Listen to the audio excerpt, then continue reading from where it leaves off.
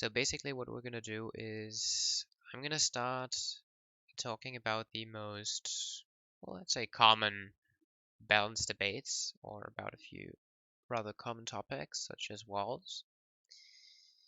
And then everyone is very welcome to either add to the specific conversation or just ask whatever balance question or concern they have, and also openly make your fixing suggestions. And I'll do my best to reply properly to all of them, explain why I think an idea is good or not so good, and why I would consider or not consider certain suggestions. Um, why are we doing that? We're doing that because during the past weeks, days, months, I have not really taken much time to do that for most people. I've replied properly to things when I thought the argument was, well, useful, to put it that way, without intending to be rude. But I've also just shut conversations where people were left a bit unsatisfied, where it just said, no, the idea is bad, and they felt mistreated because they thought they deserved an explanation for why I think that, and so on. So I figured, instead of just having to answer the same questions all over the again, because that is what it often leads to, me answering the same questions with the same answers in a lot of different chats, I thought I'd just do it here, where everyone can look at my answers technically. Yeah, that's a great idea, horse feet. Make Lakota curve jump over. Alright, since I haven't really gotten any reply on that, just repeating my question again. Is it better for people who are listening if I use my face cam for this, or does it not really matter since we're just speaking about balance anyway? It's hard for me to tell whether people appreciate seeing me when I speak or not so much, since for me that does not really make any difference. Okay, I would have known what the answer J Cherry gives, regardless of what the topic would be.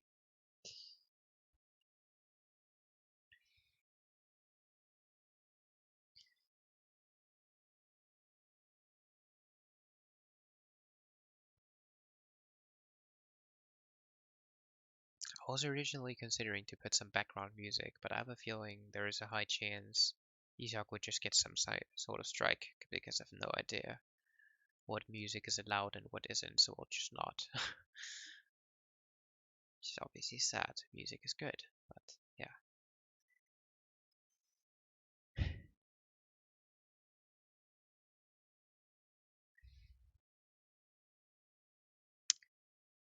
What is this? Yeah, this is exactly what it is. I think there's an ESOC thread, an announcement by Noel as well. This is pretty much me answering any questions anyone has, just as suggestions and explaining why they're good or bad. But because usually conversations are a bit hard to get started, I'll just start myself in a few seconds. And I'll just start talking about walls, and from there anyone can really add whatever they want. Making an announcement? He did, yeah. He did on ESOC, there's a thread. The idea is rather recent though, so the announcement has certainly been there for since yesterday, I think.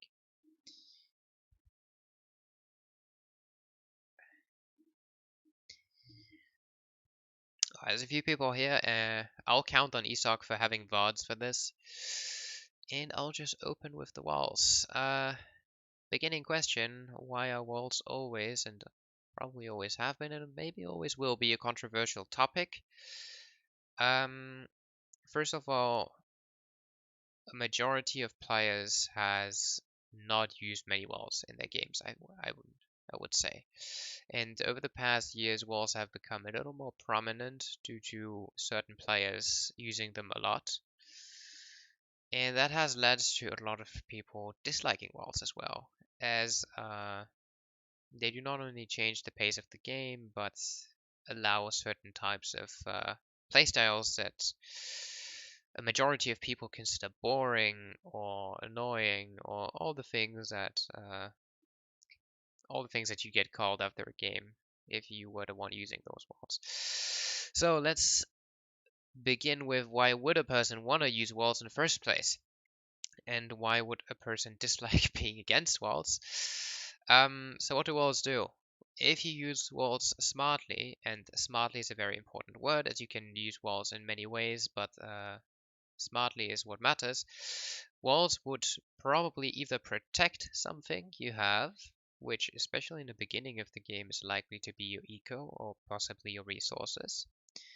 A very common wall that you will see is, for example, the one Japan builds between maybe a wonder and the consulate in the beginning of the game, intending to protect themselves from some infantry or cavalry just walking in.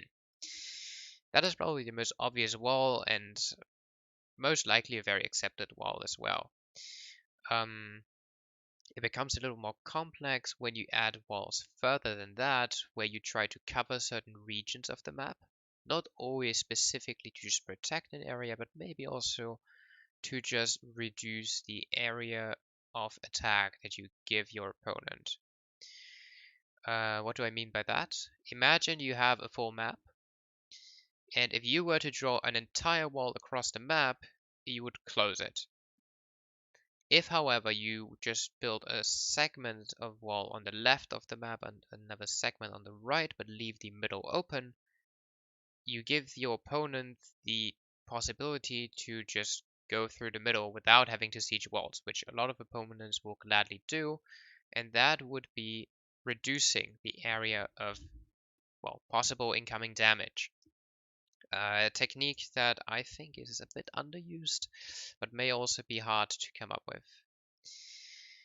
And the majority of the complaints comes from one specific point or argument, I would say, and that is the low cost of walls compared to their efficiency.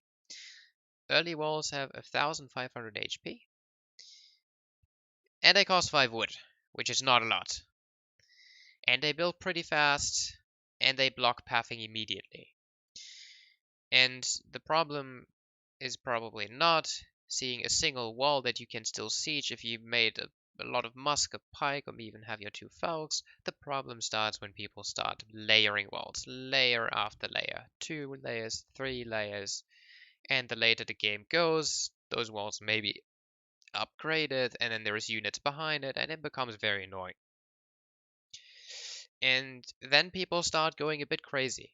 On the one hand, there is always the question, when I can't break walls, when my opponent just keeps layering the walls, are the walls just broken?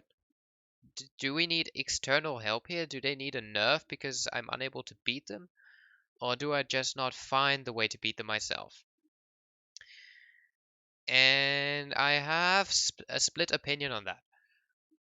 On the one hand, I do think a majority of people look for the easy solution too many times, and the easy solution is to blame the game and to ask for external help, instead of looking at their own games and trying to solve the problem of walls. I've seen Crab mention this in a bunch of chats already, but for example, just for instance, there is a card that a lot of people may not even know about, enabling mortars in H3. Mortars being the best counter to walls you can possibly find. Long range, a lot of damage, and they actually kill units under gates, which is perfect. Another counter against walls is usually to simply snipe the vills when they want to build them. I've seen more people use quick walls within the latest months, and you can actually prevent a quick wall from going up by just sniping the vill, which a lot of people don't do when there's a fight around it. However, you still have the time to snipe the vill most of the time. The next point is, I still do believe that walls are a bit too efficient, but I believe walls are mainly too efficient in the later stages of a game. Why is that? Once you upgrade your walls to bastion walls in H3, They kind of keep their HP until Imperial. The HP of a wall does not change anymore. However, the siege attack of siege units changes a lot during Age 4 and 5. In Age 4, you can upgrade your mortars. In Age 5, you can do it again. So, theoretically speaking, bastion walls are at their peak in Age 3 and Age 4, where the siege weapons are rather weak, but the walls themselves are really, really strong. What solutions do we have for that? I suggested two things in the past. The first thing is buff siege weapons. Give artillery multipliers against walls specifically.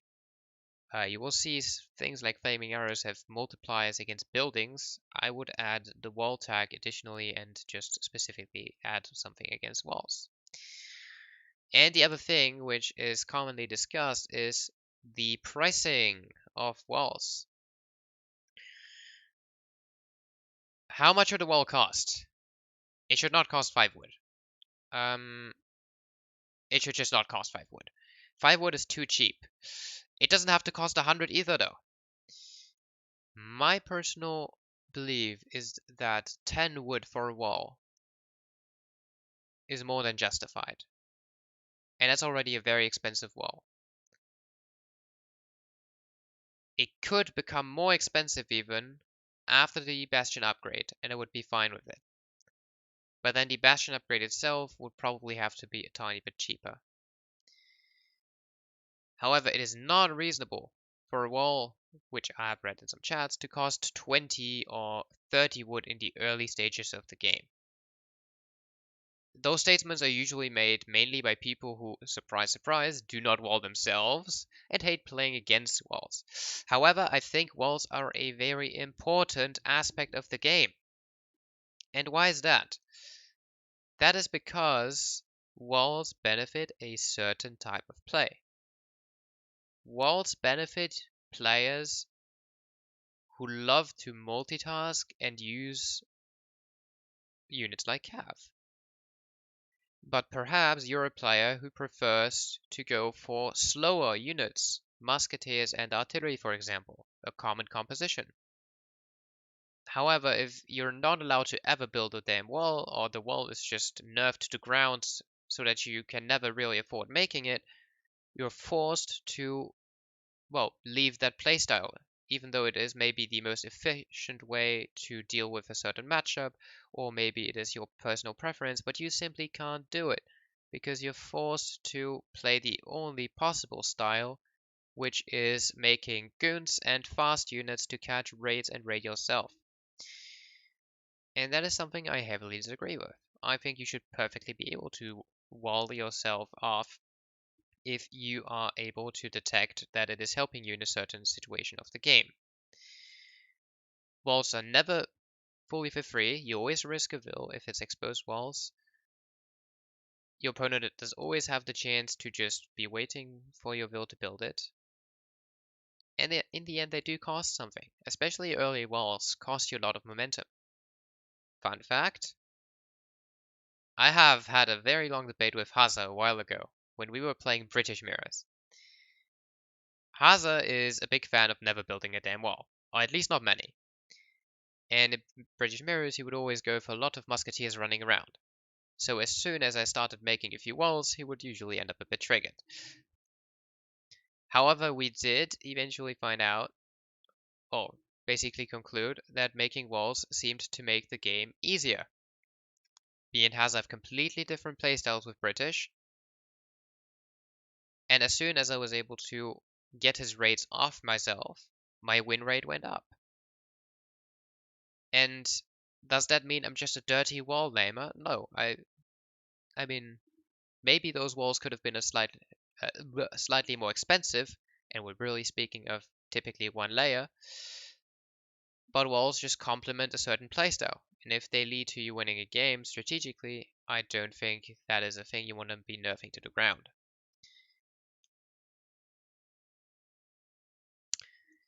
And you're saying up wall cost, no up wall build time, yes, and that is the other common idea. And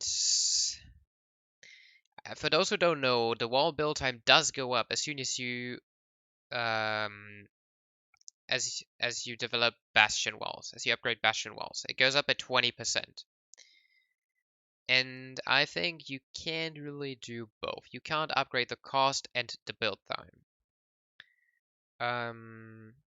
And personally, I prefer the cost because I think building walls super slowly takes the possibility of quick walling out of the game. And maybe that is not a very common technique. However, I do think quick walling is super skillful. For those of you who've watched AoE 2 in the past, still do, they will know what quick walling means. And I think this is a very underused technique, but a very fun technique.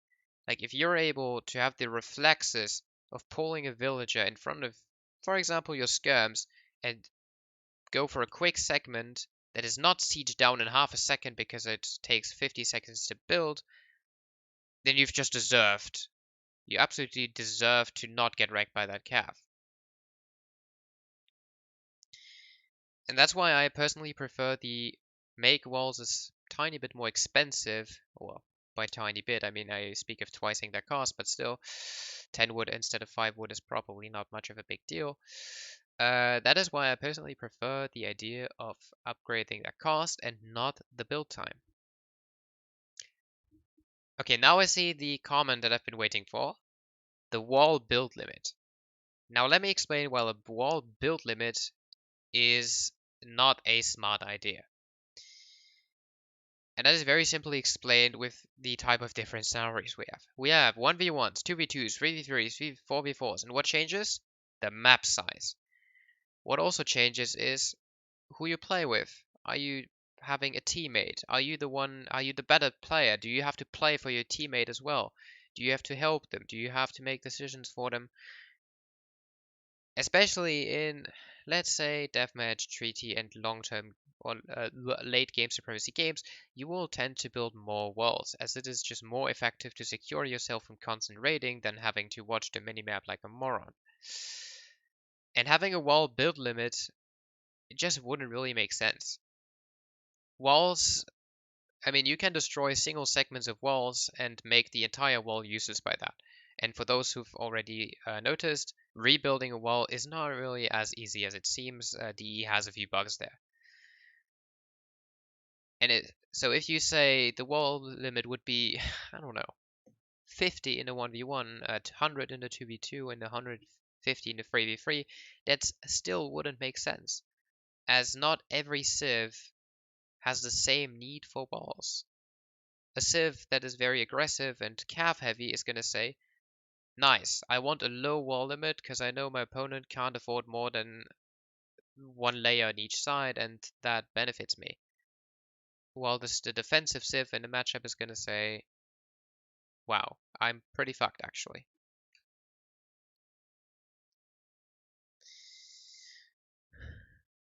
Build limit doesn't really do any good. That is, yeah, build limit doesn't help. Send an extra build to build, risk more.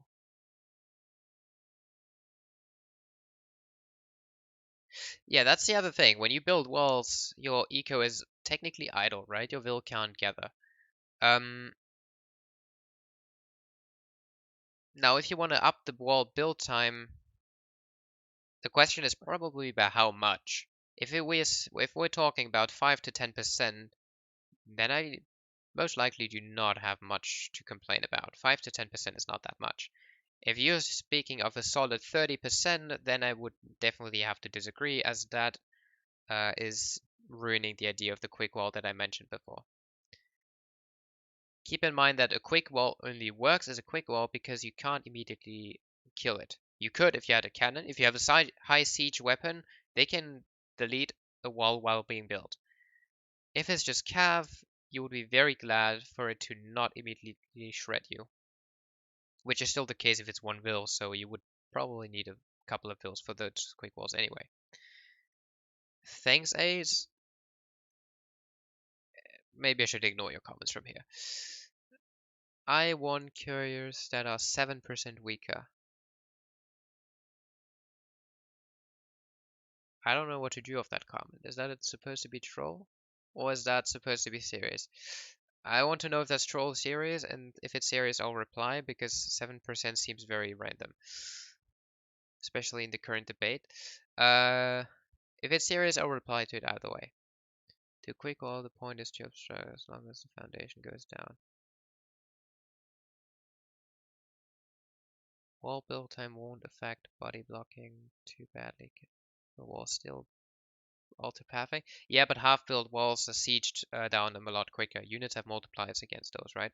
So if you do a quick wall and you think you're safe from 50 cav, the 50 cav is just going to siege the layer immediately, and wow, that's it. What is wrong with the increasing cost solution? Nothing. I think upgrading the cost from 5 to 10 wood is perfectly reasonable, and then perhaps even making it 20 wood or 30 wood later with Bastion.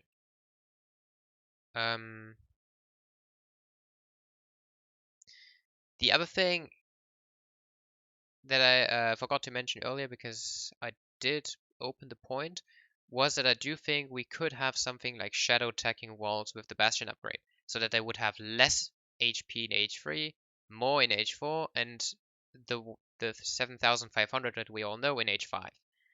So that it would be progressive and not that walls excel in H3 and then become easier to deal with in the later stages of the game, because that is definitely a problem that you will encounter. Your siege weapons just suck against bastion walls early H3 and 4. So I think if we start on 1500 HP, maybe a H3 bastion wall is 4k and H3 is 4k, H4 is, I don't know, 5500, and then Imperial H will on 7500, but there's no need to immediately rush that number. Build limit with text that up the limit.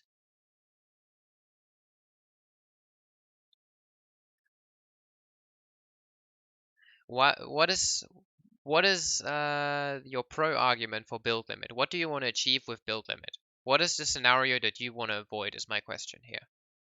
I need to understand your point before being able to answer it, I think. What if you up the cost a lot with Citadel upgrade? That's too much. A 50 wood wall is nonsense. A 50 wood wall is nonsense. Because you're never going to be walling ever again, or just never going to upgrade your walls. Which both makes walls useless. If your wall would cost 50 wood, then you would be like, well, no, I'll just stare at the minimap 24/7 over deleting 50 wood like that. And that's the definitely reasonable process of thinking here. I don't think a wall can cost more than max 30, even after the upgrade. Because imagine you invest into the upgrade. The upgrade is quite expensive, 400 wood and 600 coin. And then what you achieve is that if you ever want to build a wall again, you, I don't know, drain yourself.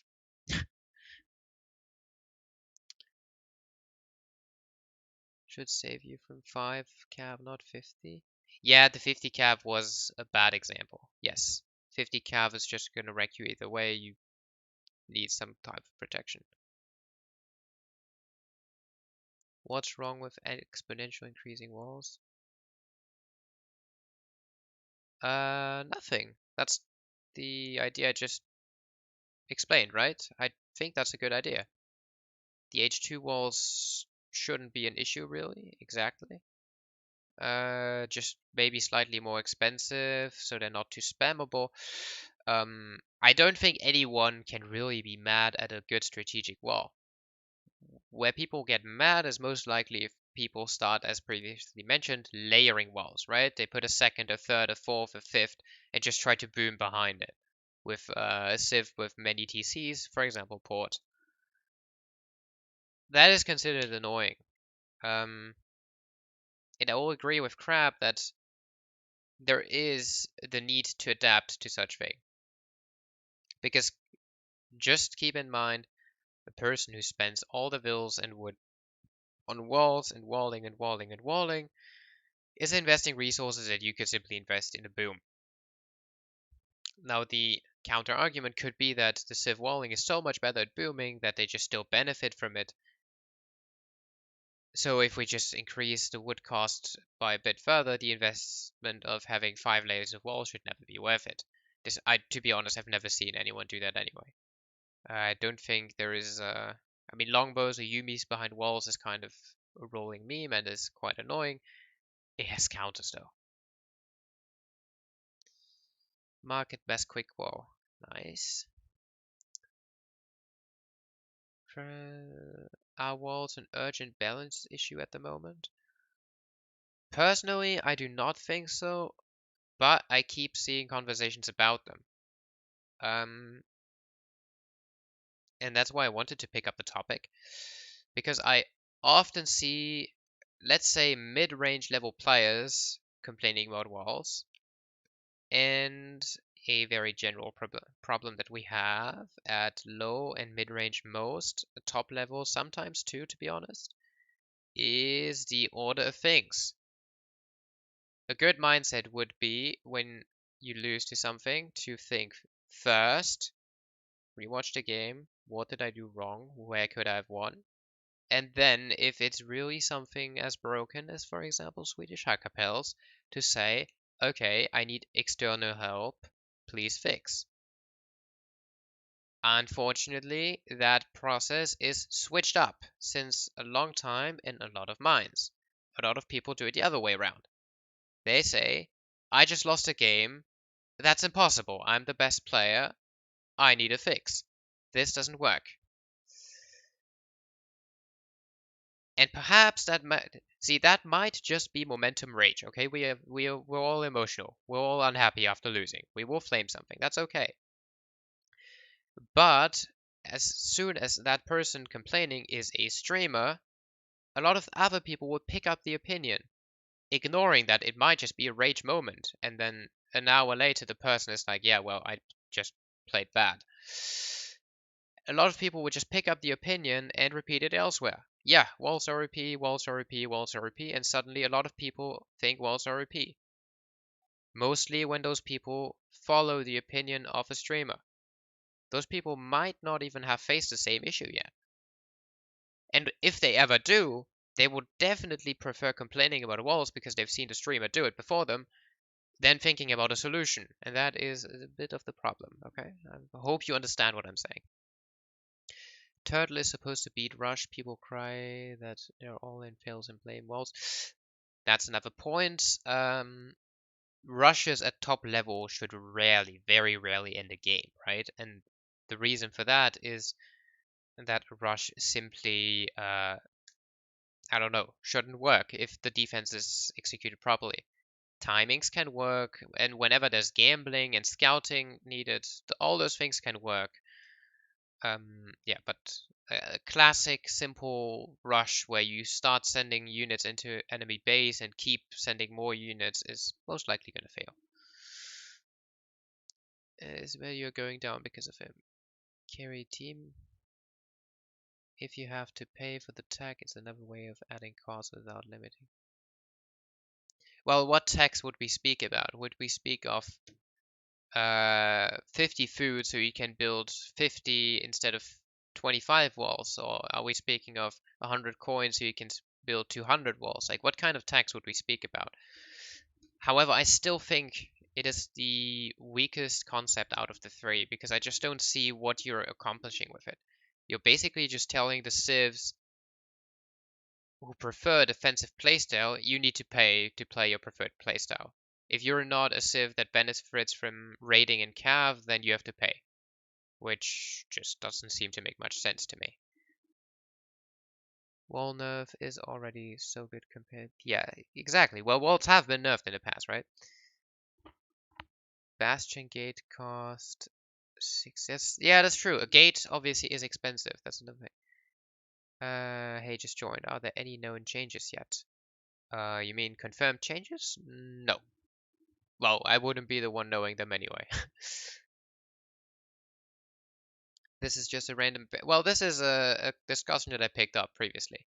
It is technically just to get started, though. I'm inviting anyone to come up with anything related to balance they want. This is not all around walls, and we're not going to talk about walls forever. In fact, I think everything has been said by now. I'm trying to read and not skip any comments if possible. What are your thoughts on two different types of walls, like in 2 and 4? Seems like the issue is building layers of wood.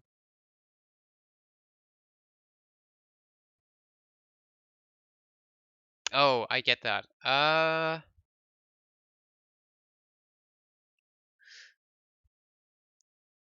Probably a good concept, but I don't know if it's possible to be applied on AoE3 this easily, because it changes a fuck ton of things in the game. That would definitely change a lot. And in AoE 2 and 4, it is mainly related to the fact that those walls, that we have another resource, right? We have stone. So it makes sense. In AoE 3, we just have 3 resources. So it doesn't really make sense. Unless you want to say you can build a wall for 5 wood or a wall for 10 wood. We go, wow, okay. I'll build one for 5 or for 10, I guess. Is camping actually such a big problem? Not to me. Not to me. Let that be answered by those who think camping is a problem. If you think camping is a problem, you should 100% answer Andy, so I can see it. I don't think camping is a problem, but I am able to join Twitch chats at random times of the day, and there's a decent chance I will find some type of complaint about walls, camping, or other things related to defensive playstyle. Just make Japan can build walls only in H5, walls fixed. Okay, so this probably implies that you don't like Japan, but those are comments I can't really take seriously. I mean, that is more joke than other. It put me off surprise using those wonky timings with random units marines. Yeah, timing pushes are rough, but to be honest, I mean, timings really come down to scouting usually. Unless it's maybe a broken unit. But I think Marines have them fixed in time. Is there still a Marine timing that is competitive? I haven't really seen much USA. Will there be a next patch? Yes. The question is when. But there will be a next patch. I actually am the best player. Well, I'm happy to meet you then. Uh, as a low elo guy, I can confirm it is. What was I referring to? Is camping actually a problem? Well, then you have to elaborate though. Why is it a problem? What type of problem do you face? Yeah, everything in the game is busted. The dumbest common. Yeah, constantly flaming the devs in the game is obviously no solution. Rage low man. We need hotfix now. They're French. Nice little racist here. Is it tier list or just there's no tier list.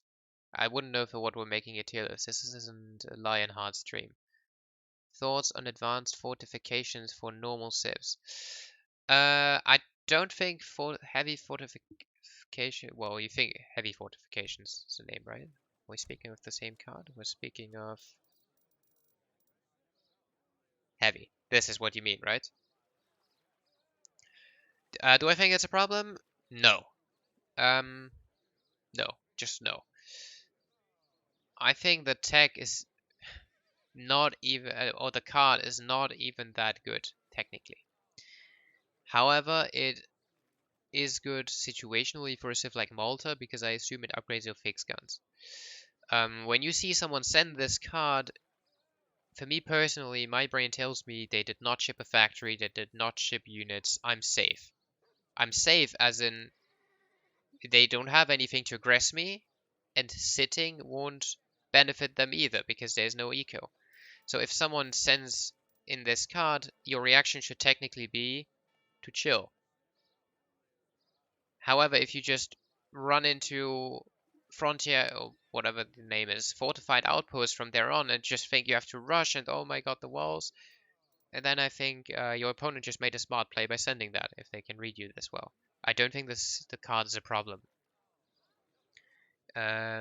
Maybe if you don't know that it gives a lot of fake score, then some opponents might be scared by your score and resign because they think you're 50k eco ahead, but actually this card just, I mean, you get the the points for everything mentioned here, and you don't have half the buildings.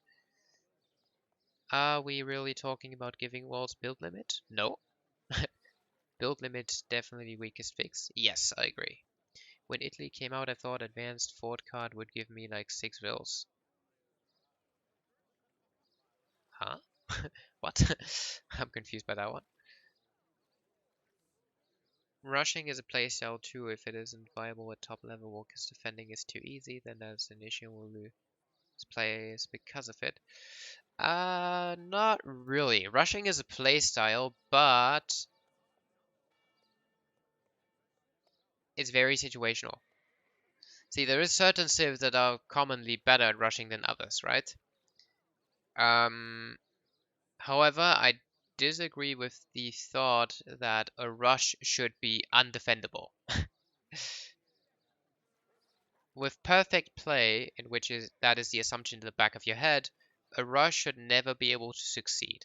If your opponent scouts well, counters well, responds well, the defender does always have the easier job.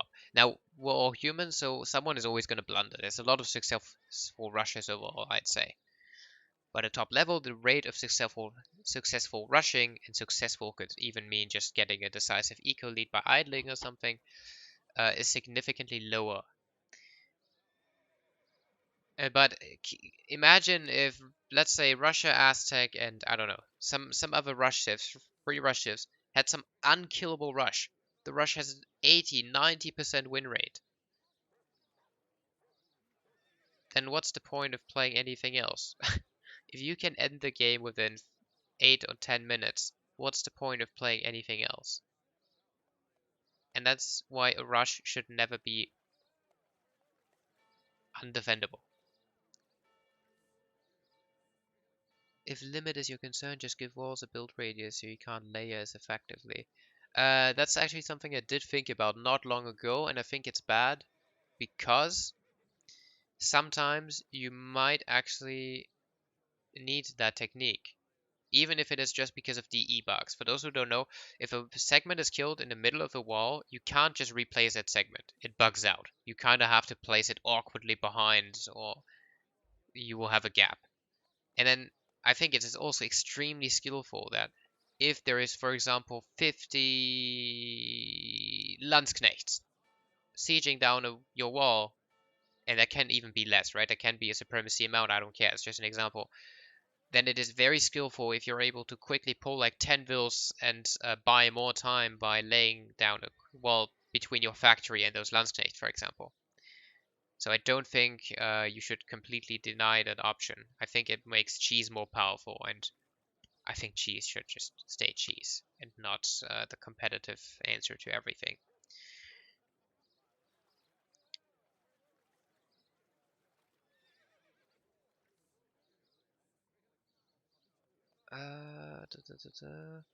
Well, walls are settled. Let's move on. Yes, the meta seems mostly in an okay state. Minor nerfs to the top 5 civs and some. I suggest. Yeah, let's get to balance in a second, maybe. That's a good idea. Speaking of civs, my suggestion for a wall nerf is to give them a small kill XP, like 5, but no build XP. I'd have to ask, what is the purpose behind that? Do you just want to reward someone for killing walls, or next topic, Japanese late game? Why is that the topic? Is it a hidden cup too? Uh, this isn't hidden cup right now. Hackapels have been solved here? No, but I think that matter is pretty obvious. Uh, Quickly running down the points, Hackapels should just not count at a counter, right? They shouldn't have this absurd melee attack that can delete skirms. They shouldn't have a melee multiplier against other goons. They can keep their speed, I think, if they're supposed to be a goon, but then they should be like a goon and shouldn't count at the counters, right? They shouldn't, maybe not even have the splash attack, but that's maybe kind of the unique thing. Their base HP has to be lowered for sure, because their base HP is a lot higher than normal goons' HP. Yeah, so for me, melee attack and HP is the two main points. Is a great civ, and I think its biggest problem are units. I would like to have better units or be able to train Basilica units faster. Now why do you think the units are bad? Because I personally think Italy is absurdly strong. Not very relevant right now because the tournament we're having is legacy based, but Italy is super strong. So I'm not exactly sure why you think Italy is bad. So you'd have to explain why you think the units are bad. You could, I mean, actually not really. You can't really say the Civ is a mono play style. You can play it in H2, 3, and obviously 4. The FI is very popular by now. Very famous, I should say. So I would disagree if you think Italy is or has a problem with their units. Able to train Basilica units faster is a point I've mentioned for treaty games in the past, where I would love the same thing, but I think in Supremacy it is almost like popping shipments because of how strong those units are. So I think it is reasonable to keep the time a bit high. And keep in mind there is a card in H4 that can make them send faster after all. I'm running down the chat as fast as I can, boys. I don't know how many messages I'm not reading, but I'm hurrying. Has the same design issue with walls, only there it costs gold, not wood. Italy mostly need its XP curve reverted and they are fine. Is Italy supposed to be weak right now? Because whenever I play it, it seems super strong. I think it's in a good state, isn't it? I mean, I think I can confidently say they still win most of their matchups with the same one-trick pony strat if they want to.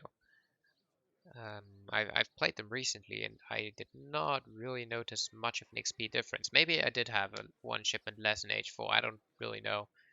But they didn't seem weak. Everyone know the issues, so don't need to talk about it. Blah blah blah. The capels, hidden cup is over. Fair one, exactly. Think balls are fine.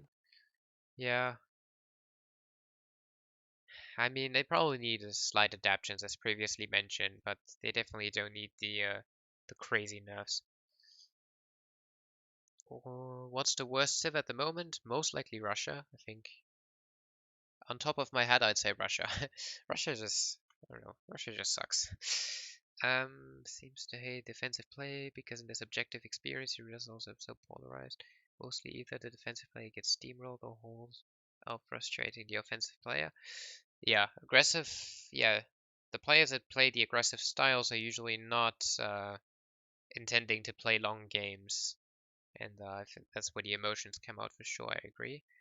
Freaky says Russia as well. Low quota or Russia, Russia, Russia, Russia. Yes. See, I didn't even see that. I just said Russia myself. It is Russia though. I don't mind Minutemen not having kill XP. The kill XP is rather an Aztec type of thing. I think the recent nerfs on Aztec may have been too much. The Civ is much weaker now. I have to disagree. I think Aztec is extremely strong, even though nerfed. And it's also situational. There is some civs that will work against Aztec just fine, and there are some civs that will just look like fools against Aztec. Which I will quickly use to trickle in this balance concern of myself. Oh, both. No, not really just myself. Most people have it, probably. If you've ever played against the Aztec War Chief in H3 or 4 with the recent card buffs, and someone just constantly spams the War Chief into you with eagles behind, you will come to realize that the War Chief is a tiny bit annoying. And you seem to kind of just be in a losing position whenever Aztec reaches H3. Which is why I personally highly recommend a change that is going to be controversially discussed. But a lot of people will probably not like it. But I suggest heavy infantry tag for explorers. Heavy infantry tag for explorers has been used on a previous treaty patch before, and I don't really see the downside. Um, your explorer is mainly supposed to be a scouting, treasure-taking unit, and well, he obviously wins most 1v1s as well, right? He has a lot of HP, he has good stats. However, I do think it's a problem if you shoot with 50 skirms at a unit and it just won't go. It just doesn't die. Especially if it comes back quickly, speaking of War Chiefs specifically. And obviously, War Chiefs are supposed to be more important for the civilization than normal Euro Explorers are. Euro Explorers build TCs and trade posts, okay. War Chiefs have auras, benefiting the army, which is a reason usually to keep a unit safe. So if you keep a unit at the front just to tank, even though it's supposed to be a good thing if you save it, I think that tells you that the unit is performing in the wrong region. And that is the case for war chiefs and maybe even explorers. I mean, snaring, buying your explorer back from the TC to snare is a common technique. And it probably still works, as most of the time when there's units under UTC, it's going to be aggressive units and not skirmishers. I still think it is a very good idea, though, to just reduce the benefit of just explorer spamming to the moon. And we already got a 90-second cooldown on reviving European explorers, not the war chiefs. The main problem with walling defensive play is that not all civs have the same options available and use. Well, that goes either way, right? Not all civs are equally good at walling or defending, and not all civs are equally good at dealing with just cav raids all the time. It's not a Lionheart stream. Oh my god, am I really that far behind? Jesus Christ. Similarly, the water playing field has been earned out. Yes, but no more JPC on ladder. What's wrong with the card? I'll just jump a bit. Think walls should be nerfed. If we've had that, just watch the VOD. We've discussed that quite well, I think. It doesn't upgrade fixed counts anymore? Okay, good to know. Oh my god, I'm so far behind. Heavy fixed guns, status set to active. Never mind, I guess. It definitely ups them. It's very cheap upgrades to give him pure. Okay. Thoughts about soften that card for Russia affects melee damage. I actually think that card is, I mean, it's not a card I would really use because I don't think Russia is loving themselves using melee infantry a lot or melee strelets.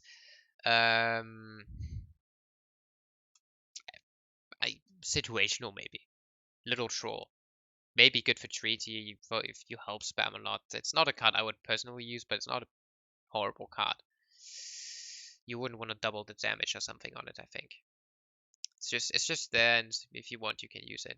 Someone clipped the part where Julia was right about some things. I also think Russia's Boyar's nerf was unnecessary. I agree. I actually don't understand what the Russia nerfs were about. Deleting EQ theory was supposed to be explained with no, not multiplier. Supposed to be reasoned with the addition of 1k wood in H4. And I just don't think that's logical. I mean, Eco Theory nerfs supremacy play and also nerfs treaty play. And 1,000 wood just kind of benefits treaty play in the long run, but we could just have added this anyway and not deleted the Eco Theory. I don't know, Eco Theory should not have been gone.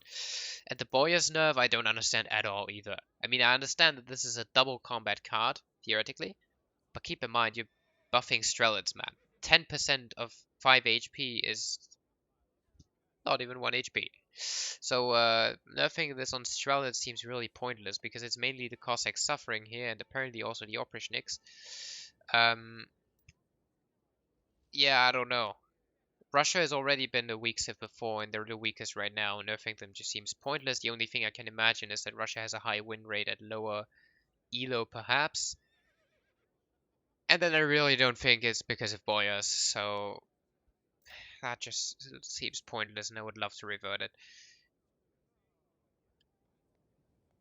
Any specific unit you're trying to mention? Blah, blah, blah. Russia for sure, most worst quick sensitive, that as well. So he's just constantly answering the hit cup question. Just sitting in there being like, please someone else ask something.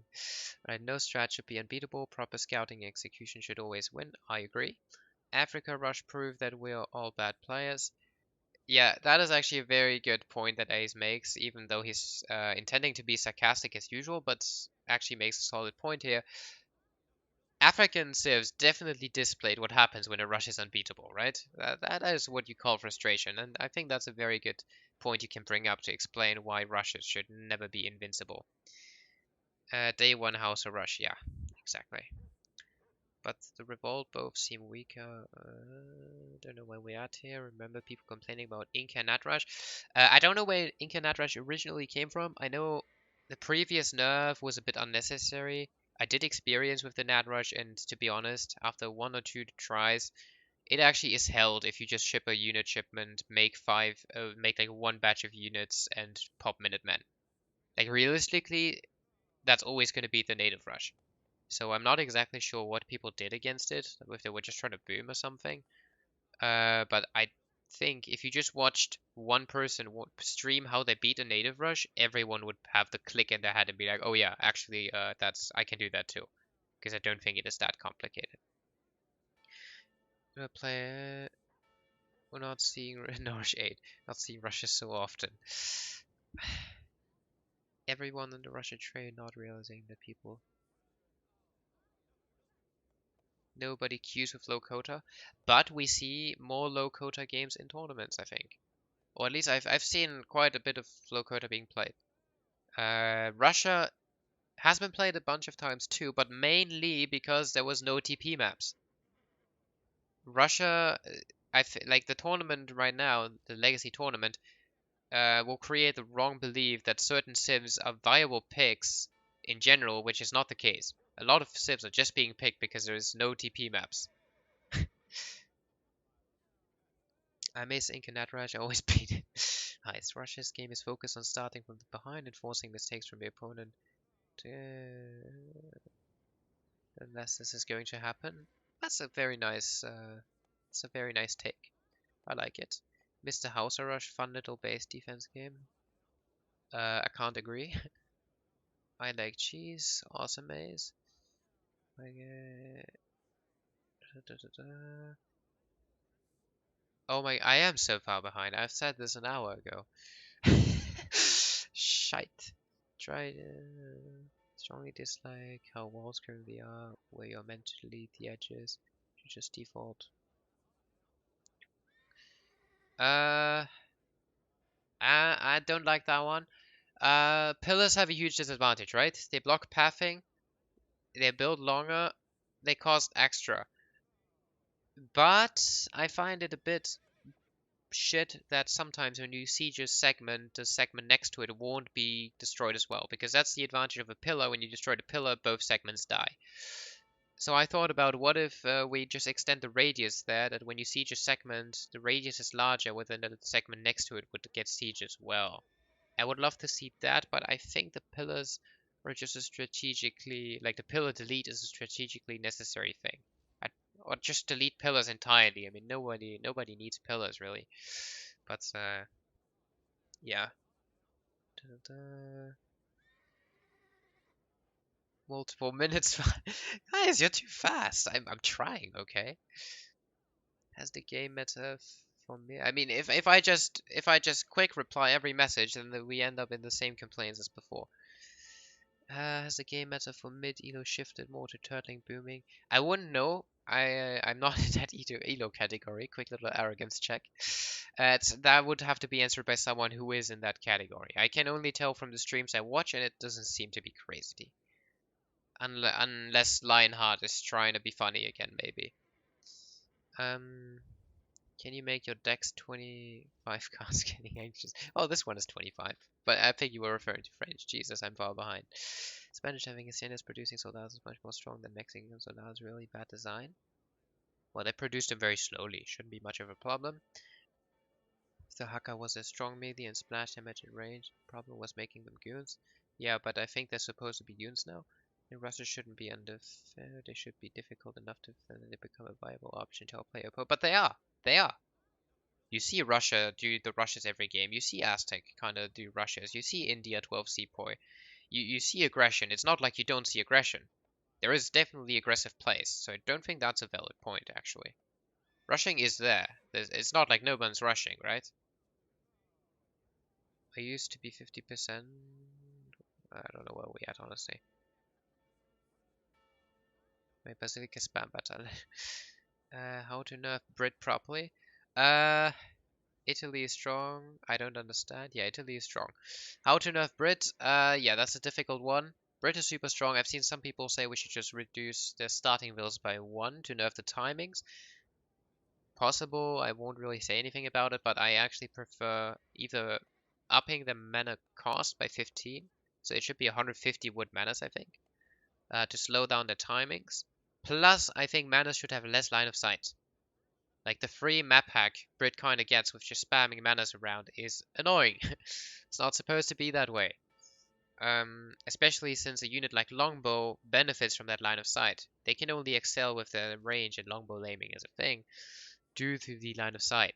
Before the church tax, that usually shouldn't be a thing, but it is because of how many menace you place down everywhere. Russia is bad. It's good if people know how to handle. I think, objectively speaking, Russia is always going to remain on a rather low win rate. But let's move on. Why do we need to nerf them? Just sit on their hands. Well, it's not always easy. Some maps just have a lot of hunts. I'm confident to say Brit has been S tier and probably the only S tier civ for a long time. Why the only S tier? Because S tier means there's no counterplay. And I think on most maps and most situations, Brit shouldn't really be counted. Like you can beat it in some matchups, like maybe Italy, maybe current port Sweden or India have a chance, but I think Brit should have the outplay potential. Safety is quite compact, but Russia is likely the worst. Yeah, it's what it is. Delay doesn't help the stream. Bro, I'm working on it, okay? Fuck off. Follow Mesu. Why Spain lost eco theory? I don't know. Russia needs better church card. Actually, eco theory for Spain is a treaty change, I think. Was too strong with Logi age up. There's no delay, just reading back to chat. Bro. Oh my god. Use treaty play, give him time to catch up. Devs want to use agents, watching apparently. Yeah, but the spies suck. The spies are bad. I've seen Conqueror play this yesterday, and the spies, I mean, it's not cost effective. Not at all. Not even maybe. Easy to snipe and expensive to make against someone who's just spamming the Explorer so cheaply. Logistician with 10 Goon card age 3 God Goon. What are we speaking about? They should change age up bonuses more than do the same and only strat possible. Debatable, but don't really have much input there. Wouldn't know what to change them to. How many times do you feel the need to send a Russia change card? What's the change card? Making Strelitz muskets? Never. Uh, that is a very set strat, I think. Like you want to do that from the beginning of the game, kinda thing. And usually games are very dynamic, so it's hard to predict what's gonna happen next. Explorers don't have specific tags. They're just tagged as ranged infantry, and I think it should be heavy infantry. So just Cavan and yeah, would make it not counterable by some.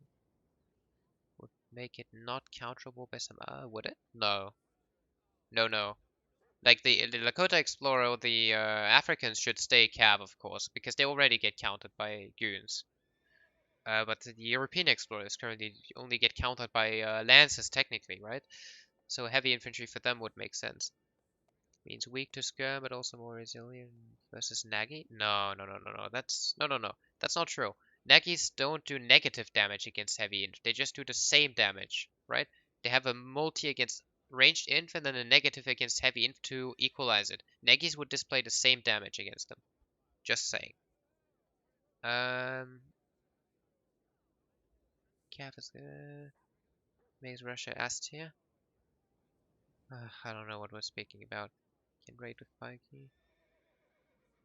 I'm submitting questions ahead of time instead of replying to chat. I'm working on it, man. Melee damage and Strelid. That one. It's pretty. EQ theory was nonsense. Yes. No one asked really. Yes. No FFF. Season 8 winning Russia. And Ungus. Russia unplayable net rush. Vitoria is too strong. Yeah, I think that's pretty clear. What do you think is the most broken thing about NatTPs at the moment? Remote build. Price of remote build.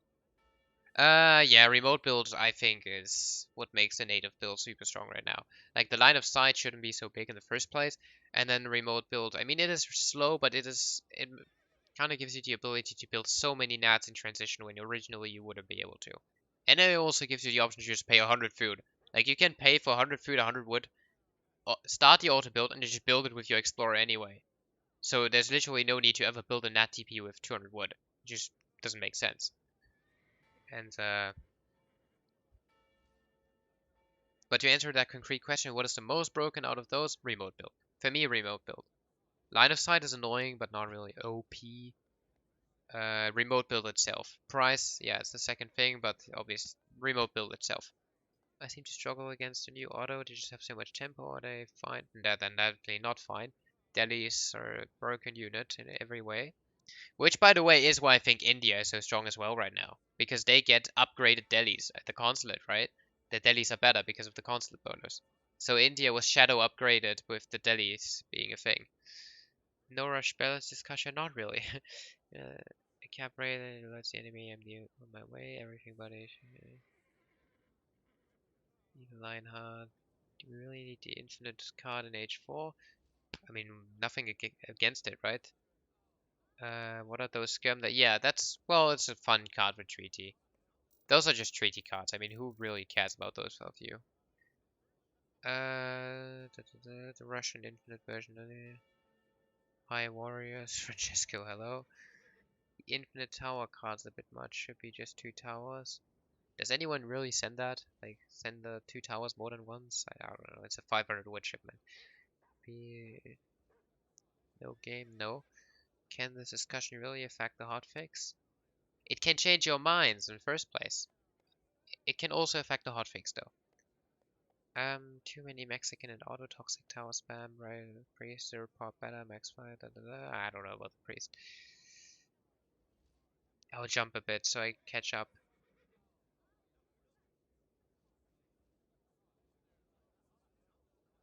Cannons need to be nerfed, definitely not. Definitely not. Cannons are not overperforming by any chance. Cannons are not even used a lot, to be fair. If any, they need a buff against buildings, or walls specifically.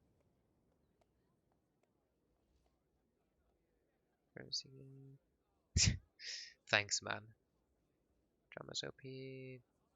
Just make Chevrolet. My suggestion is there's no rules. Oh, I'm so lost. What the heck is remote build? Is auto build? Yeah.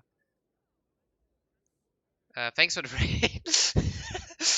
No idea when that raid came in, but thanks for the raid, Miyanchi. Miyanishi. Aggressive early pay, but this is that have been performing well, I feel. Excellent India. I think Aztec is performing great. I mean, overall. Maybe not specifically with their rush, but overall. And the rush can still win games, so I wouldn't say it's bad. China also has a rush. There's a lot of with rushing potential, I think. It's very matchup related as well. Oh, we're caught up. Thanks. Yes! Yes, I made it. Let's fucking go. I'm at the bottom. Most people suck at microing artillery. Yes. What civ has the highest skill ceiling? Oh, boo.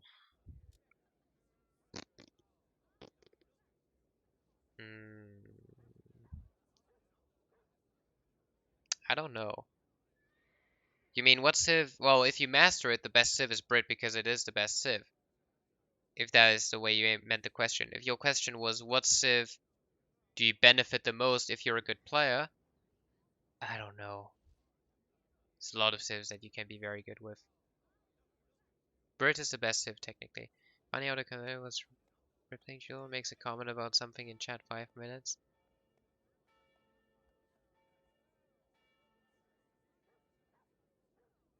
Yeah, what am I supposed to do really? I'm doing my best. I'm doing my best. Which agent civ has the best nats in sup? My vote is China. The best nats. Uh, that's Japan. It's Japan, and it's because you get the daimyo auras and the pavilion upgrade. China and India both have the same cards. Japan has their own card. No, Japanese natives are better. How to hold Spain FF timing as Dutch. Not really a balanced type of talk. But since I've recently gotten wrecked by Dutch, I can actually answer that question. You just make cav. You rate to begin with, and then you just kind of stable. Haas Reuter apparently. Maybe try a pike timing to kill the tower first, like Bankwagon 8 pike, 5 Haas plus 8 pike to kill the tower, something like that. Uh, there is build orders for it, don't worry. Hope Harrison is listening. You're welcome. Interesting, guess that makes sense. Yeah, maybe China.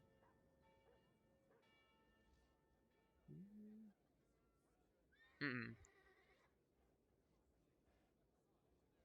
I see almost no. Well, Isa played it earlier, right? So there's that. But Hausa is, in all honesty, screw Hausa, man. Screw Hausa. They're so obnoxious. No offense, but so they've started with this OP rush, and then they keep having such weird OP builds, and I I, I know that's not a very pro-balance thing to say, but I like it when Hausa sucks. I'm happy when they are. Are the Abbas fine? So Abbas are definitely super strong right now, but I think Auto is still not broken, even though they have OP delis right now. So I think if delis are simply nerfed, then Abbas might not look as broken anymore, just because the complementary unit is not as broken anymore. It's my current guess. I haven't experienced too much Abbas OPness though, because it's usually overshadowed by delis shitting on everything. Hausa is strong? Maybe it is. I haven't seen that much gameplay of it recently, but I've heard some Hausa players say it is definitely significantly much worse. Show him autoplay? I don't need to see autoplay, boys. If I get to see delis again, I'm gonna lose my mind. Delis are really just... Delis just exist to blow my head away. Auto broken confirmed. Thoughts on India versus Brit? I think it's probably a close matchup, map dependent. Um, I'd want to say India probably has one of the best chances to beat Brit in the game.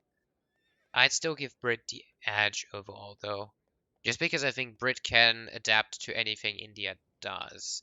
The only thing you could mention is the delis, like the delis being so strong right now for India as a shadow buff, you could say, and maybe the Minutemen being the Ottoman ones kind of make it easier to counter early aggression, though that's not typical for Brit anyway. It's probably really close. It's probably really close. I'd still give Brit the edge overall slightly. Knowing that delis are most likely going to be nerfed in the next patch, then the edge should definitely be back to Brit. Right now, probably even. Probably even. Where is your Khan when you need them? What about China? So China, I think, just needs a nerfed XP curve. And maybe a slightly more expensive blockhouse or something. Or the blockhouse should just not train the castle units. Because the problems China has right now, speaking from other civs POV, is that they have a building in H2 that can train any unit. They can react to anything with one building. If you look at other civs, they need a stable and the racks if they want to be able to react to everything. And I don't really see the need for China to be the only civ that can react to everything with one building. Um, Plus, yeah, China has just as strong shipments as Germany, you kind of feel like, and China doesn't have the XP curve nerf or thing. So I think they should be nerfed to 105% XP curve. Germany being at 108 and most civs being at 100. Those big elephants rape longbows nicely. The Mahouts, yeah, but Mahouts in general are not a super strong unit. They're rather easy to one-shot and target from afar, right? The delis are the much more annoying unit. Have you talked about Italy yet? I've said that they're a strong civ. I've not gone much further though. I don't know about that. About what? What are your thoughts on Malta? I think Malta is designed to trigger people mentally. I think Malta is extremely weak to early rushes and timings, but absolutely excels if you just give them too much time. So FFing, if it's a quick Falc FF, it's probably a good strat. If it's some slow FF, you're probably already dead. So I think Malta is it's just that Civ where you either decide to be the one rushing or you kind of lose. It's my take on them at the moment. The story is scattered, so it's easy to hear if you make tiers one by one. What tiers? So best strat for them is FF. For Malta, probably. I think the problem with Malta trying to rush is that they don't benefit from it really.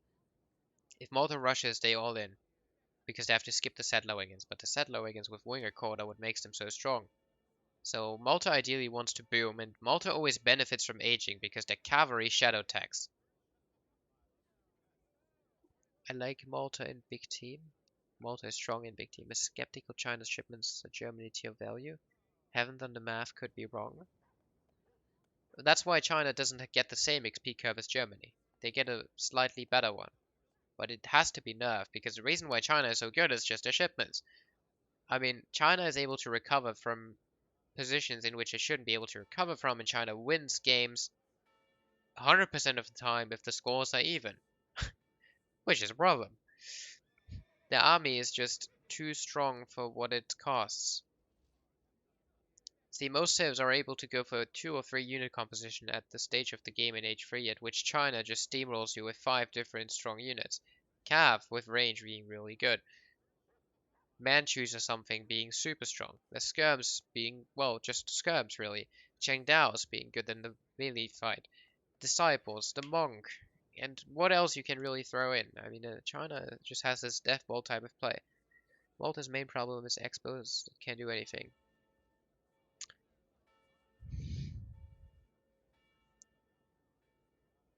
Yeah, the Malta Expo, I don't know.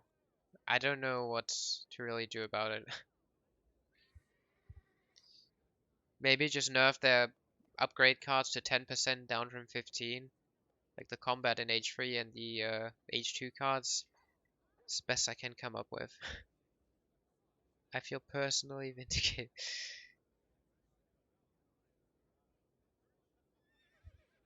I hate China and India because of shipments. So Malta should skip the improved gather card from H2? No, they should send it. That is a really good card. Do you think fixed guns should be 39 range or less damage to mortars? I think fixed guns should fuck off. I think fixed guns are so annoying. I think they should just have 30 range at best. I don't understand why this unit has so much range. So annoying. What is the most interesting mirror matchup?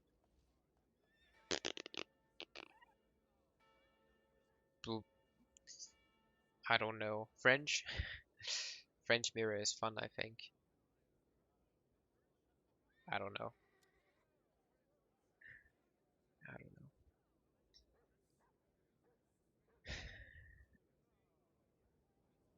And nerf threads otherwise. Send a combat cards as Malta, maybe I prefer to set up eco. You seem to not really go for expos too hard though, Harrison. I see you add a lot of cav. I guess you do go mainly for the archaic units, but you seem to play with buildings a lot and play with cav as well. So you probably don't 100% rely on them. Like if you would skip heavy fortifications and the other boomy cards, then you would most likely find yourself doing the expos a lot more. My current gas, too many civs. There's a lot of civs, but Malta is already one of the weakest civs, so I have heard. Well, it just depends on what you do, really. In the early stage of the game, they're weak, and the more the game goes on, the stronger they become, and eventually they become weak again, actually. Eventually they become weak again, but it takes a long time. Treaty. Yeah. More civ, more retarded deaths, no balance. That is a very negative comment I dislike. Because every civ is unique. You think it's that, of course. The best shipment order for Malta, FF. Uh,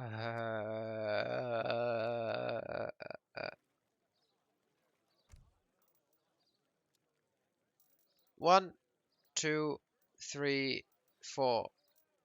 That's it. 1, 2, 3, 4. That's how I used to FF. If you're going no TP, then you can do some greedy build where you do 1, 2, 3. Yeah, deck has 24 cards. Can always add H4, dude. No problem. But it's not my main deck. I think I used to play this. I'm a big fire thrower fan. I love fire throwers, so this is what I'd usually go to. H4 Malta is so much fun. My 1v1 deck for Italy. Uh, ta -ta -ta -ta. Yeah, I can appreciate that deck. Aw, thanks Harrison. I'd show a heart if I had a cam on.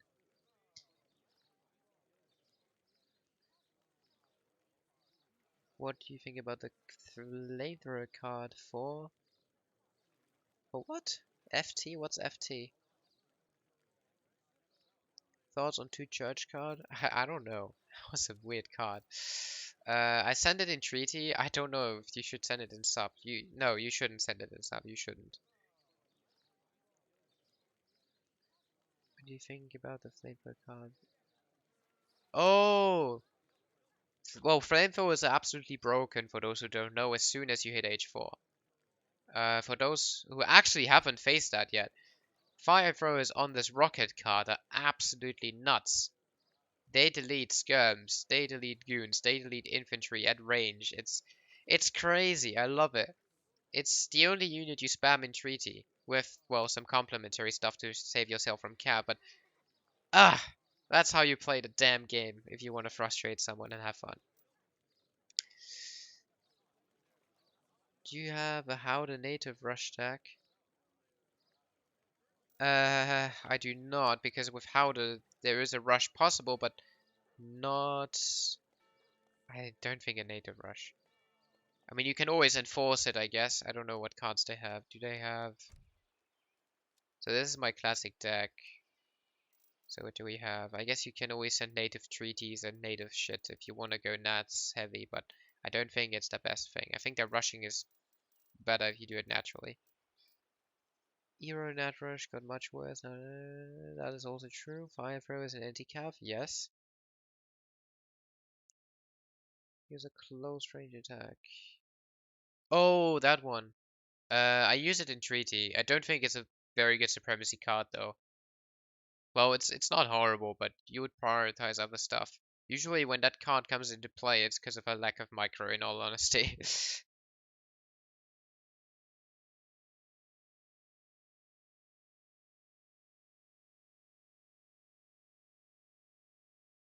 Are there ESOC games today? Uh, I don't know of any. I was just chatting, yes. This is a big just chatting stream. I hope I was able to help a bunch of people at least. I did my very best to answer every comment and give all the explanations for everything. I know I normally don't do that very much, and I know I shut down a lot of you sometimes, where I just say, no, fuck off, the idea sucks, and things like that. But you have to understand that I often read the same questions, and that even though a person might never have asked me this question before, if I have read and answered that question 5 times before and it was annoying conversations, then I'm likely to eventually just be like, fuck off, I don't want to answer it again, even though it's a bit lame for that last person. But I did my very best today to answer everything appropriately. Any suggestions on helping Russia? Strelets on steroids, give them state militia. No, I'm kidding, don't do that, don't do that. Before Def listens and thinks that's the play, don't do that. I don't know, give them Eco Fury back. No, buff the Boyas back. I know devs hate reverting changes, but I think just revert those changes is a good play. Is it even possible to become great? It's always possible, of course it is. No, you're not too old.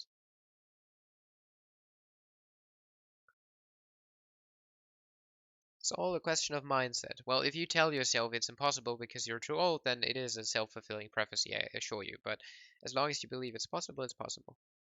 Why is give you anxiety playing Fortnite? Because I don't know, what the hell. Um, da da da. Thanks, King GG Wood. Beautiful.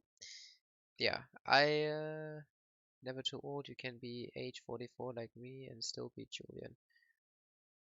I don't know if I would use Tori for that reference, but I'm sure beating me is possible at the age of 44, yes.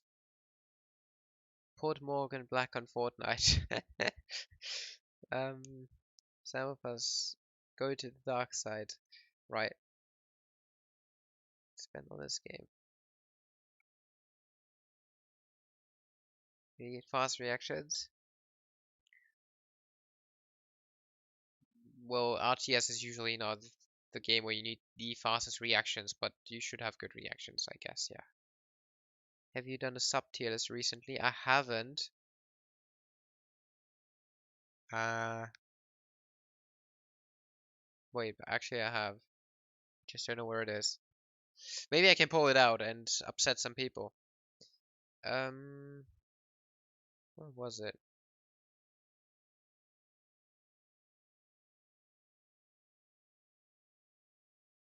Does someone have a link? I can create one live right now if someone just sends me the link. That might be a cool way to close the stream today.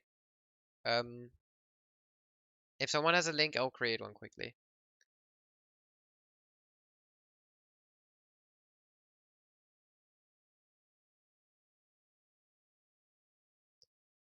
Gatling guns are late 1800s thing, and this game ends around early 1800s. Ah, don't be so harsh. I guess I need to spam pikes, and some civs Hausa have weak siege. Boring. What are we referring to right now? Have too many mechanics? Seems like when you have this many mechanics. Yeah, it is pretty hard. I agree. It is pretty hard. Give me access to Gatling timer. Oh no, please don't. No, no, no. No, no, no, no, no. Should coffee mills be moved to H4? I don't know how much Gatlings are a problem. They're never a problem for me, so is does someone have problems with Gatlings? Is it correct if we call people who make hackers lamers at the moment? That is actually not correct. You have to insult them a bit heavier, I think.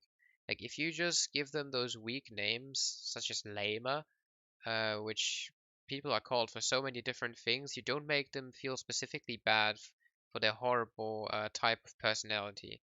So if you want to be grammatically correct and politically correct, you have to go a bit heavier on the name section and probably drop into the star and hashtag type of words.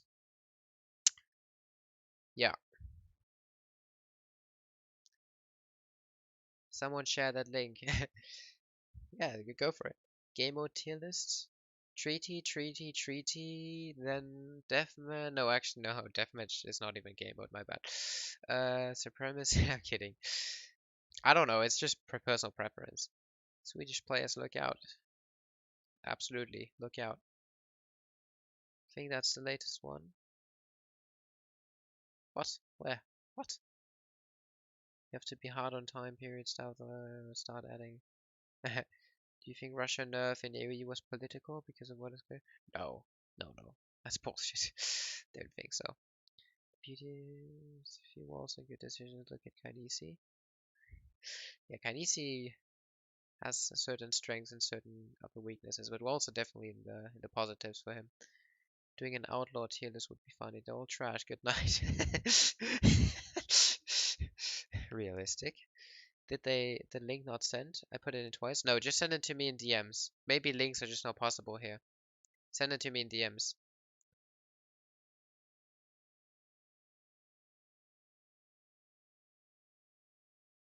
I believe in outlaws though.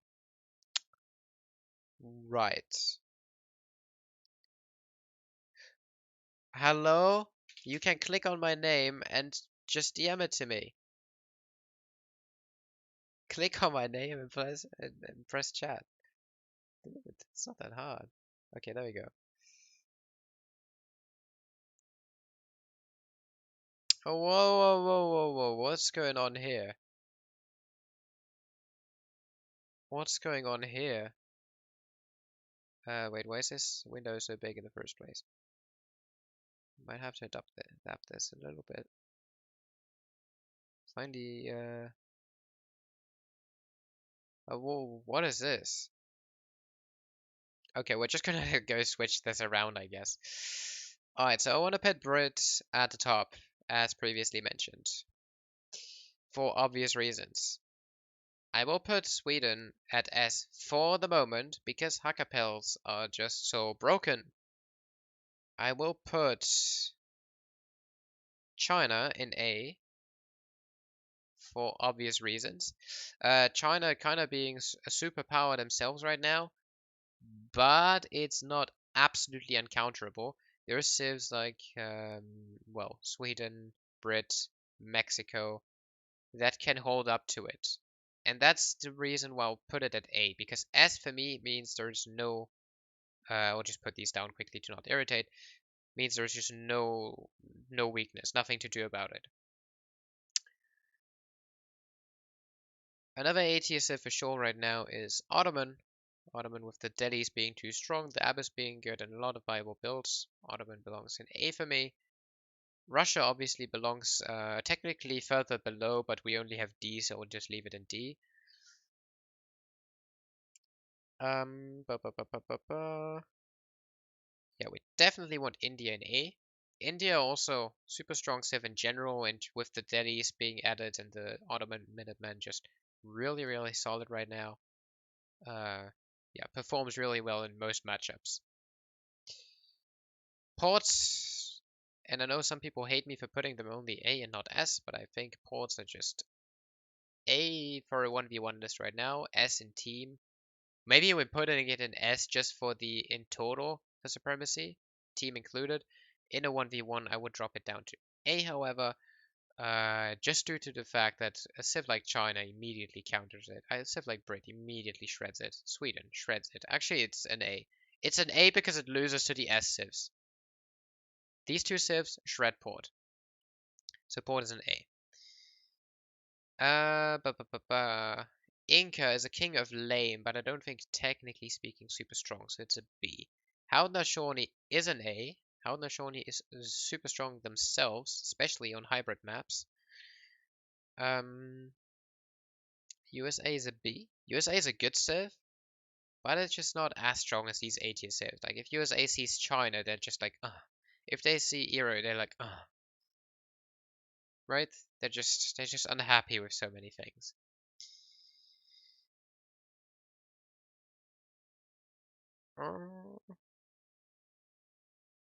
So here is my struggle right now. I want to have French and Germany in the same tier, and I think it has to be B.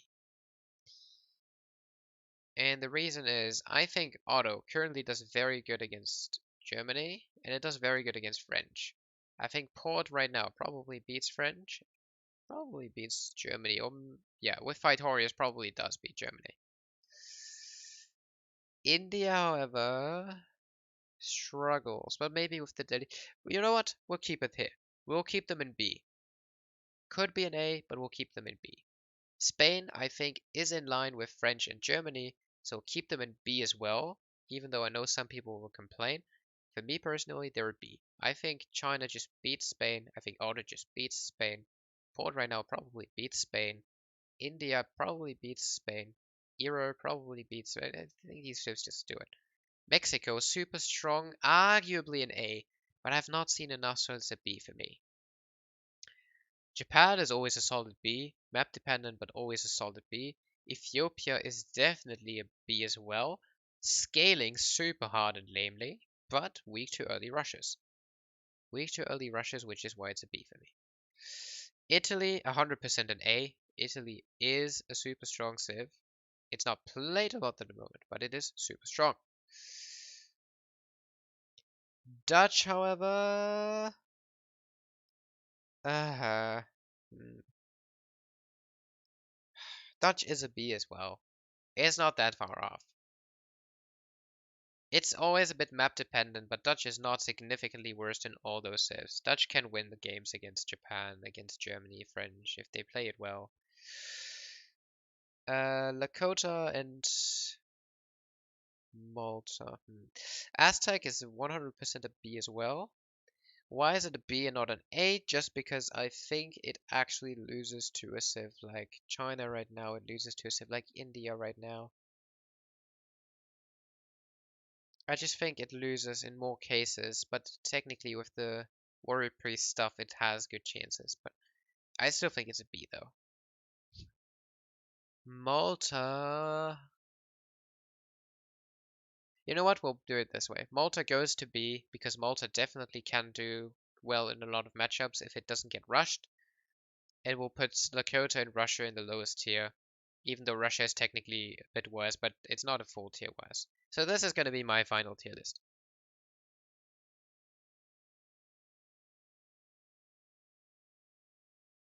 That's the JulianK tier list for the day.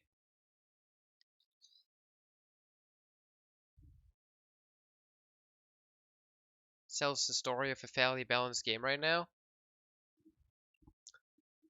Well, there are so many civs that have some lame stuff right now that it kind of equals out. Brits better than Swedes? Depends. I think if Brit applies a lot of H2 pressure, they probably win on the spot. If Swede manages to go to the Hackapel state of the game, they most likely win.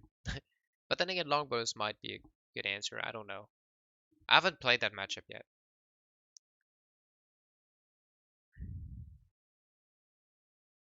Dutch is opposite of map dependent. Uh, I think it's map dependent not because of Dutch. I think it's map dependent because of what the other guy can do. A high TP map is gonna make Dutch worse, while a no TP map is gonna make Dutch better. Not because Dutch is gonna boom differently, but because the opponent has a better chance of matching the boom. That's my thought behind what I said.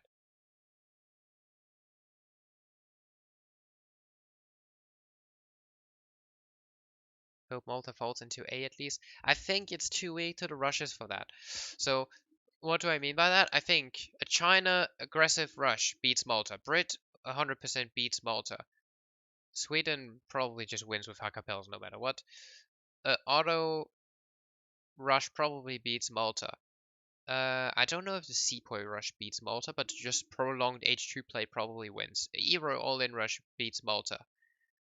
Italy FI probably beats Malta as well. It's just Italy. And then Port is Port, so I don't really know. That might be close if you just FF. Maybe Port has to adapt here. Might be a not too bad matchup for Malta. But yeah, Spain kind of Falk FF probably beats Malta as well. But then again, as soon as if Malta somehow outlasts, survives the beginning of the game, then they will start scaling super hard, and Malta is suddenly in a much better position. So yeah. How about Otto beating Malta easily?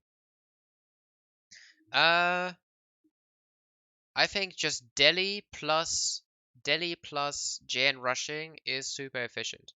If it's with the 5 shipment. Let me tell you why. Because you force Malta to not send the settler wagons. If Malta sends the settler wagon card, I promise you, you can't hold a rush. You can't. That is one of these things that I have tested to the limit. You cannot hold a rush with the damn 450 wood invested. If you want to hold a rush, you need to have your crates and units. If you do that, however, as soon as the steam runs out of those shipments, you're done. You do not have the economic backup that you would normally have with the settler wagons. While most civs can still boom behind it. And that's why I say that.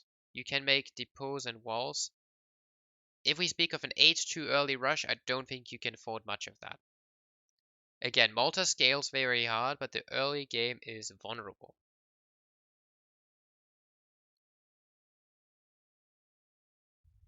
Like to play long games, Port can just FI and get double eco. Against Malta, well, Malta just, I don't know, Malta has a very good starting eco bonus and has a very high scaling unit, so it's hard for Port to win fights. Italy does FI, never played this if, yes. Exactly. And the second thing, Italy against Malta. Why is Italy a good pick against Malta? Um, at the time when Italy gets H4, what Malta typically has is some kind of H3 mass or a camp. And Italy just has those H4 Papal Lancers plus fast skirms against the goons, plus possibly artillery, and that is unmatched. I think the Italy FI timing is too good for Malta. You could argue Malta could counter FI, but I don't think it works. If they rush, they lose. I think Italy wins. It shouldn't even be that close from my current perspective. Maybe one of those civs that only top players can be good with. Which civ? Says Russia is really good. I don't know, man. Russia being really good, you could argue they're fine on no TP maps. Like on no TP maps, they will excel a bunch of times, but on classic water and high TP maps, I don't know. There's so many better picks than Russia. I don't think USA is better than Russia. No, USA has a lot of good options. USA has a lot of good options. What makes Italy A tier? Most likely just being able to win most of their games with just FIing. What day is your birthday? 22nd November. Is this Lionheart stream yet? No. Ethiopia B? Yes. Ethiopia has a bad opening and scales very hard. It's kind of the same thing as Malta, but different. Same but different. How tall am I? 186 meter, I think. 187, perhaps. Around there. Is there a build to Italy? If I have plenty, watch the last tournament's Rex.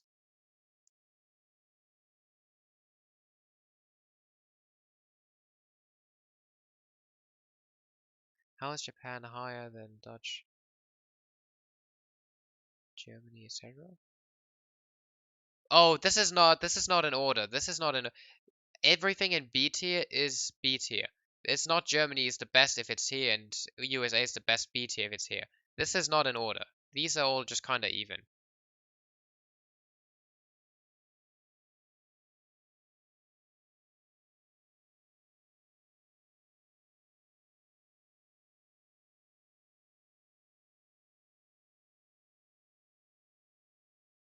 If playing against China, what's best strat? Pray. Pray for your keyboard to not break. You gotta put them in order from left to right, man. Nope, I don't.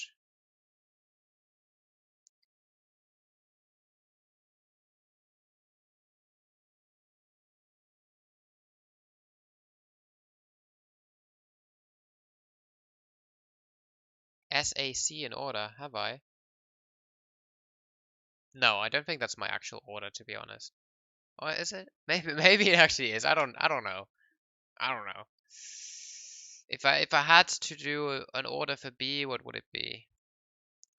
I think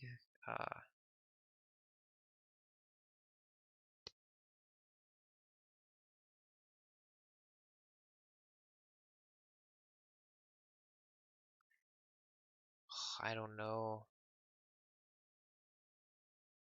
Bro, I don't know. It's so hard to tell. I've not seen half of these civs play against each other. I don't know.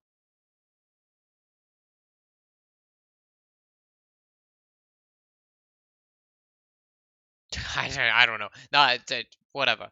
This doesn't count. I don't know. Is this treaty? It's supremacy. It's a supremacy tier list.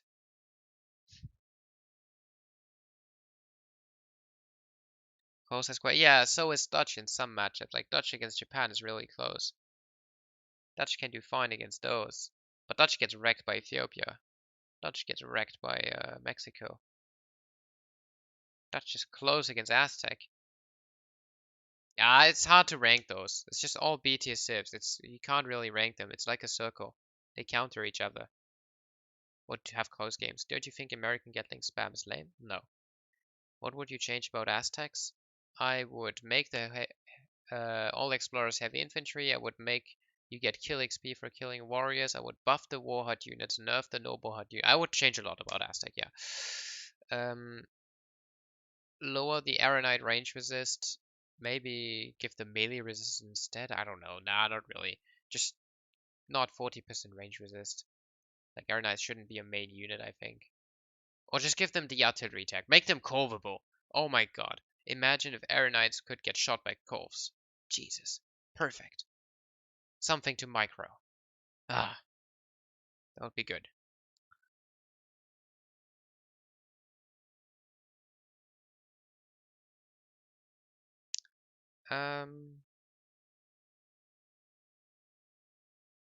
Influence not as important for house as for Ethiopia. Yeah, yeah, they're quite different. Well, Ethiopia is just they scale so hard.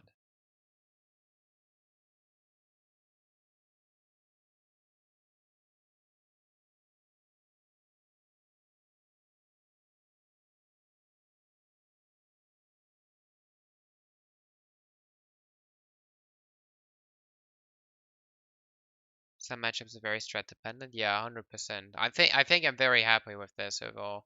I mean, bringing A and B into line is task for another day.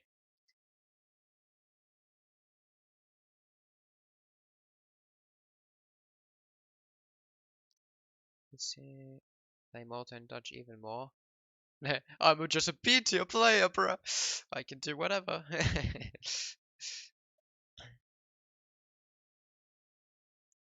You don't think Britain and Sweden deserve their own tier? I mean, Sweden is gonna drop with the Hackapel nerf. Back to B, most likely. Brit, I think they deserve their own tier. They probably beat China, or have a very good chance of doing that in most cases. They beat Otto for sure. They beat Ports. Close against India, I will say. They crush Iro. They do very good against Italy. They definitely beat French. They definitely beat Spain. They definitely beat Germany. They definitely beat Japan. They also definitely beat Mexico. They beat Aztec. They beat USA. They beat Inca. They beat Ethiopia. They delete Malta. They delete Dutch. They delete Hausa. Russia is close on low hunt maps, but generally speaking, Brit would win. And they also do fine with like Brit just doesn't have a bad matchup. It's just China and India, you could argue close. It may be Italy sometimes close, but I don't know. I don't see it. You don't know for Brit crushing Malta? Oh, you just haven't watched enough then. You just haven't watched enough then, Gaja. You should have seen the past tournaments. There's two things Brit can do that Malta has no answer to. Either just full unit spam, just longbow pike in their ass. Malta just can't defend it. They can ship crossbows for a while and then the longbows still win. Or they can just full mana boom in a way you haven't seen before. Has a special name internally for some of the pros. And they're out. Before Malta can even have their crossbow mass out or excel, Brit already is on 50 vills and it's all over. Like there's really different builds Brit can do and they just lose.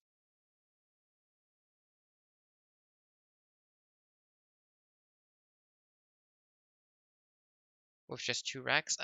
No. Keep in mind, longbows just crush crossbows.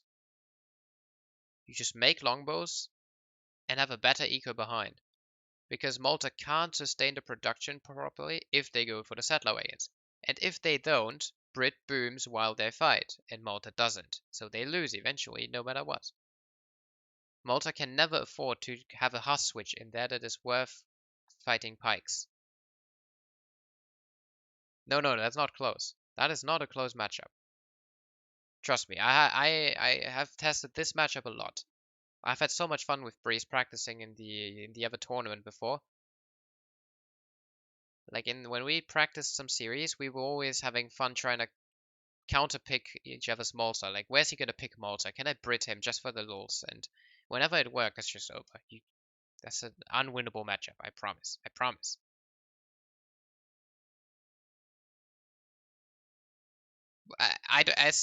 Dude, I've offered Gaja to 1v1 before. If you want to do a best of five, you could play Malta 5 times and I play Brit 5 times. Oh my god, you're not gonna want to play again after, at least for the day. That's just not a fun matchup, man. I it's not. Malta versus Brit is super frustrating.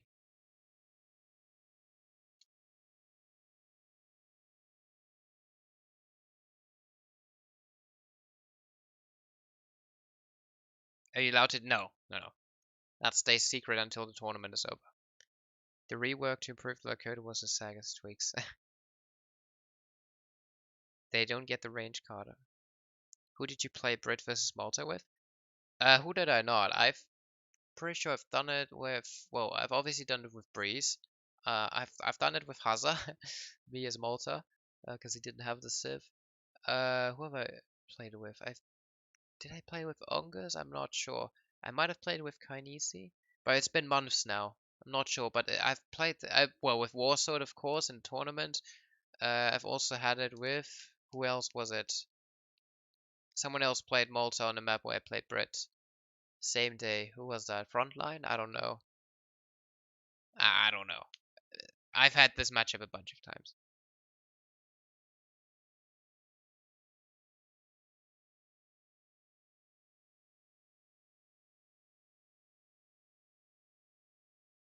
I mean, if there is a civ that is not miserable playing against Brit, that would be India. Can we do a poll? No. Figure it out.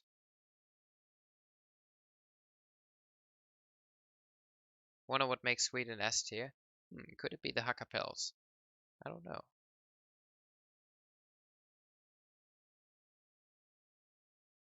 What about Brit versus Hausa?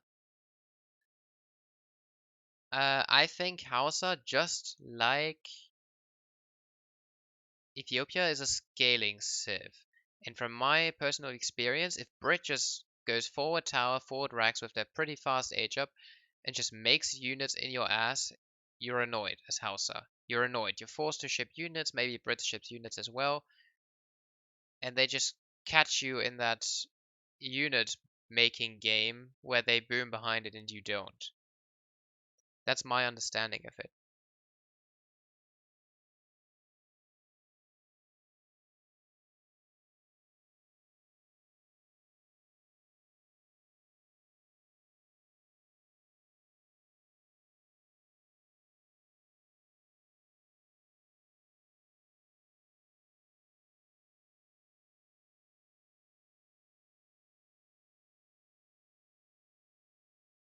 I haven't played Brits versus Hausa yet. Not more than once or twice.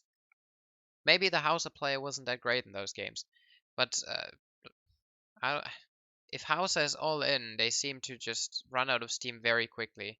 And if they're trying to go for a long game, then well, they just would be good at that long game. A Brit mirror is all musket? No, no, no, no, no, no, no, no, no.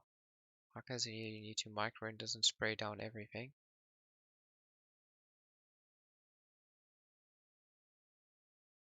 Animus Flamimus. Whenever you watch an Animus stream, you only have to set the timer on 3 minutes and you will be sure to find something he's going to complain about. I do not want to hear it. Hausa has pretty good H2 play, short or long. Well, they don't have the 5 vil anymore, you know? The 5, they don't have the 5 vil, so I don't know. What's their eco, really? I don't think it's close to as good as Brit. Brit versus Jin Abbas Huss.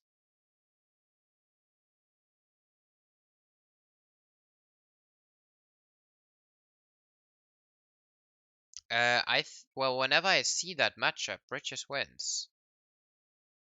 I think whenever Otto tries to approach the tower, like if there's a wall, it's even easier. But I think Brit just goes for like 10 longbow to bait the fight and then just a musk mass and just wins. That matchup never seems very hard, to be honest. Like the closest games I've had in that matchup was against Haza when he was being Haza, really, just being Haza. But he would still lose if I didn't make Kovrins for no reason. Like, I know there's one game where he went for Mameluke Spahi Jan timing, and I for some reason thought he was going for cannons, which I lost, but whenever I played properly, I don't think there was much he could do, and he fucking hazarded my ass for quite a while, so I'm confident to believe, especially if a Delhi nerfs comes in, then Otto is on the back foot.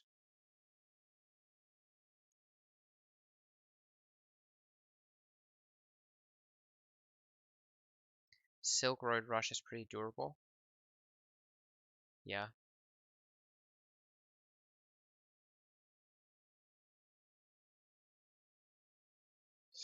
Alright, boys, I'm gonna call it here though.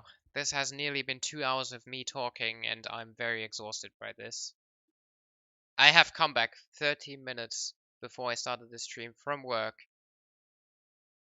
only to do this. So I've really been going for a big investment here, and I hope it finds appreciation and lowers the amount of questions in some of the Twitch chats. And if it doesn't, then I expect you guys who were here to reply to those who keep asking the questions why some of their suggestions do make or do not make sense. So they do not ball up. That is your duty now. That being said, G to the G without having a game being played. Goodbye.